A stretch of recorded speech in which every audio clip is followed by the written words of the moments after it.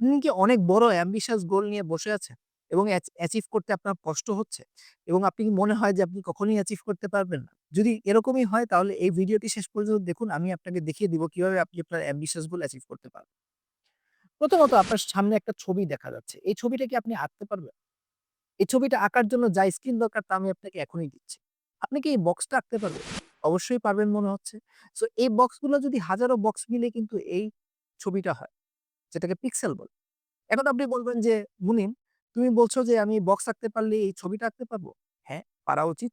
কেননা চাক ক্লোজ নামের একজন আর্টিস্ট আছেন যিনি এই পদ্ধতিতেই তার ছবিগুলো আঁকেন এবং তার এই ছবিগুলো ওয়ার্লড ওয়াইড সমাদৃত। তাহলে আপনি কেন পারবেন? সো আমাদের অ্যাম্বিশিয়াস গোলগুলো অনেকটা এরকমই। আমাদের অ্যাম্বিশিয়াস গোলগুলো যখন আমাদের সামনে আসে মনে হয় যে বিশাল বড় কাজ এবং এই কাজ কখনোই অ্যাচিভ করা সম্ভব না।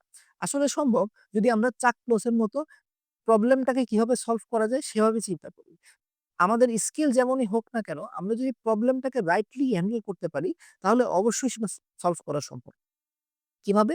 যেমন প্রত্যেকটা কাজ যখন আপনার সামনে আসে সেটাকে অনেক ভাগে ভাগ করে ফেলুন। যেমন এখানে চাক ক্লোজ তার ছবিগুলোকে পিক্সেলে ভাগ করে ফেলে। সো আপনি সেটাকে ছোট, ছোট অংশে ভাগ করে ফেলুন।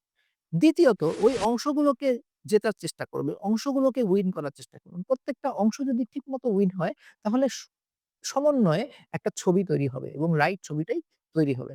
3rd স্টেপে আপনি যে প্রত্যেকটা ছোট, ছোট অংশ নিয়ে কাজ করছেন, সেই অংশে আপনি কিছু না কিছু শিখবেন। কিছু না কিছু নতুন জিনিস শিখবেন। কিছু না কিছু ভুল করবেন। সেই ভুল থেকে শেখার চেষ্টা করুন এবং সেই ভুলগুলোকে অ্যাকসেপ্ট করে ওই ছোট, ছোট নতুন, নতুন অংশে বা নতুন, নতুন স্টেপস গুলোতে সেগুলো ইমপ্লিমেন্ট করার চেষ্টা করুন যে কিভাবে আপনি আগের থেকে বেটার ভাবে আপনার পরের অংশটাকে শেষ করতে পারছেন। যদি আপনি এটা করতে পারেন তাহলে আপনি একটা সুন্দর ambitious গোল অ্যাচিভ করতে পারবেন। তো এখন আপনি আপনার কোন ambitious গোল নিয়ে এগিয়ে যাচ্ছেন?